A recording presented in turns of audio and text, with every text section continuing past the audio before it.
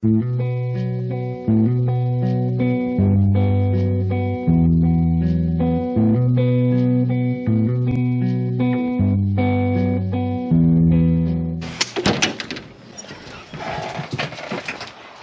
everyone, this is Ranger Rob, and welcome to the Ranger Rob Country Living channel. So a lot of stuff's going on, isn't it? And I like to have you try to use your imagination. Try to use your, let's say, empathy. And try to stand in somebody else's shoes for a little bit. I want to use my family, at least part of some of my family, as the example of some stuff going on. So I have a son with a wife and 2 children, and they live on Crooked River Ranch. And Sherry and me are alone and live on the ranch too.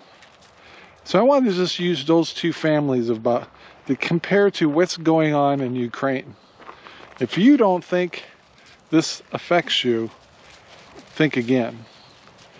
So if my wife and I, and my son and their family, were in Ukraine right now, my son would probably be trying to get his wife and children in safety by either sending them by train or on foot or some kind of transportation, which is not very safe right now, to another country where he would have to stay here. He would have to stay in Ukraine and help defend the country, which means that they'd find him, he'd report in, and they would give him some ammunition and a rifle to defend and participate in defending their country. Now me, even though I'm 61, I have the choice I'm considered senior to leave the country or help defend my land. But my wife, of course, I would be concerned trying to protect her. And of course, I'd probably want to get her with my son's family and get them out of the country or into some safe place before our city and our area is taken over by the Russians. That's my choices. That would be my choices. And this could happen to us. It's not that far away. It's not that incomprehensible. So one thing I want to point out in this video is if you're not paying attention to what's going on, start. I urge you on YouTube, there's a great guy that's doing a show called Agenda Free, who's just monitoring tweets and information coming from actual Ukraine, which means you're getting real news without an agenda like CNN or Fox, and you can actually find out what's going on and get a feel for what's going on. Now, what you don't realize also is because the Black Sea, which affects a lot of countries in a sense, and shipments and stuff, if you don't think this affects us, think again. It actually not only affects us, it affects many countries with exports.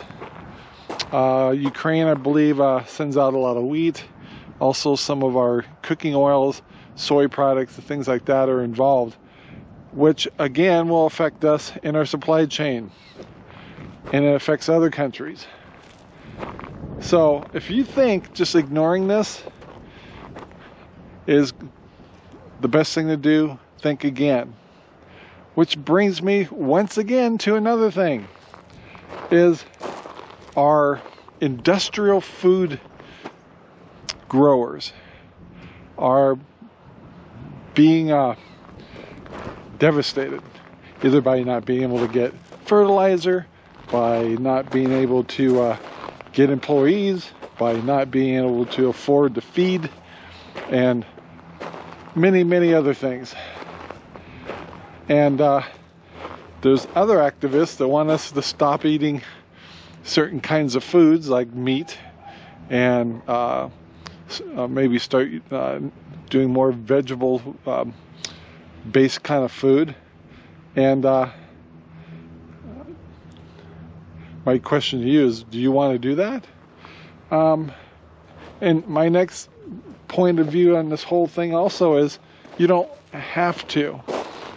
The more we are not dependent on industrial food growing, the giant farms that are obligated to all these the politics and regulations, etc. They want to change. The elites want us to start eating differently. Of course, eating differently means that a lot of people out there will be getting very wealthy in a different kind of way. And so that's what's driving them. Scarcity doesn't have to exist. And the way we solve that is to learn how to start growing on our own. Even if you can't grow all your food, that's not the point. You don't have to be a cow farmer or a pig farmer.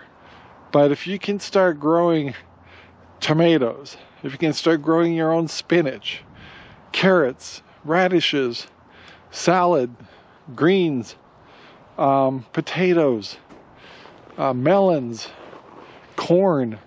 If you can do any of that, even in an apartment, you can get some of these little stackers and stuff and grow them off your porch. Anything you can do to help take the dependency off of industrial type of food growers, the better. Because once we get, if we don't follow their agenda and have a need to always eat their food, we can destroy that narrative. And so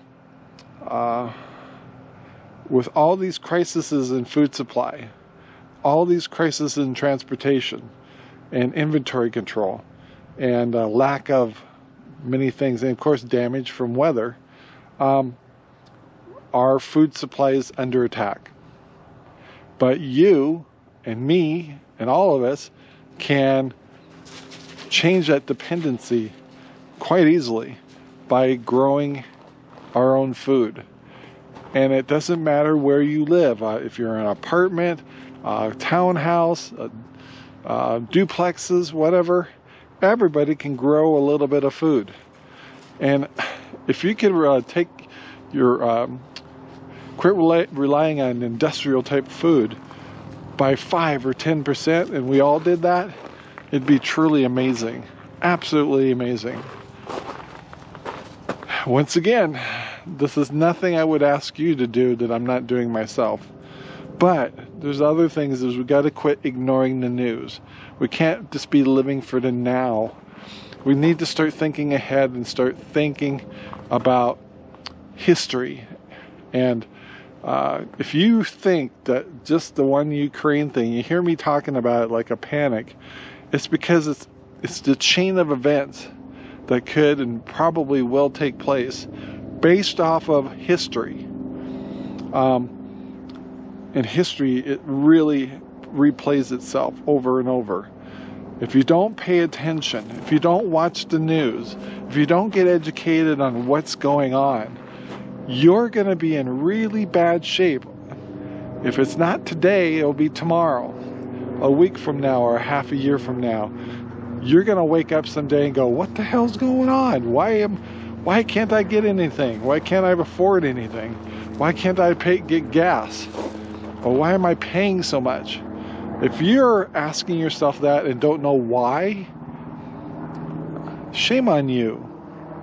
Shame on you. You need to start understanding what's going on. And also, our leaders are driven by money and greed. And it's all sides. But once again, if we pay attention, get involved, understand the issues and understand the people that want to be our leaders, we can change that. In the next 2 years, we could change things. And you gotta learn to quit voting on feelings. You need to start voting on facts.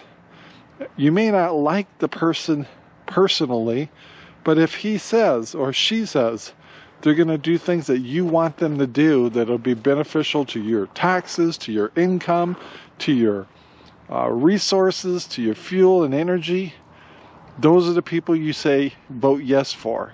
Doesn't matter what side of the fence they're from. It's what they would do as an individual. Will they keep their promises? We really need to change as Americans. We need to be more educated. We have to pay attention to what's going on in our politics, in our local areas, our schools, etc. We can't continue going on ignoring this stuff. We can't bury our heads in the sand. And if we keep doing that, one day you're going to wake up and wonder what the hell happened. Shame on you if that happens.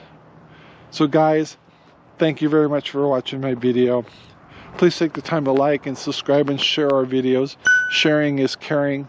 And yes, we talk about homesteading and prepping here. And the things that I'm talking about in this video are why we do it. So I urge you to go out and educate yourself. Why are we homesteading? Why are we growing our own food? Why does it matter? So guys, have a great day. Thanks for watching. Until next time, bye now. Our videos are made possible by Ranger Rob Poopy Bags, available at Amazon right now. Thank you very much for watching our video. Please take the time to like, subscribe, and share our videos all over the whole wide world. Thanks.